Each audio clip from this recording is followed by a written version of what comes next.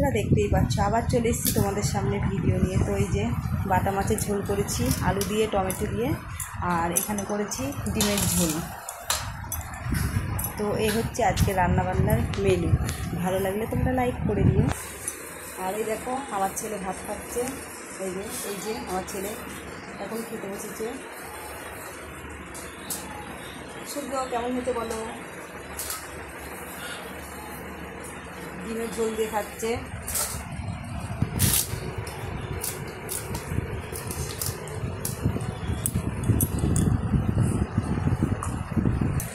মা ছেলের ভিডিও যদি তোমাদেরকে ভালো লাগে অবশ্যই লাইক করে দিও।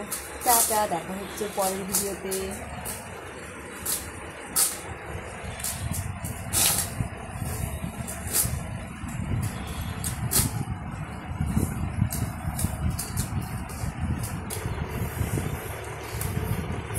মাছের ঝোল দিব সূর্য মাছ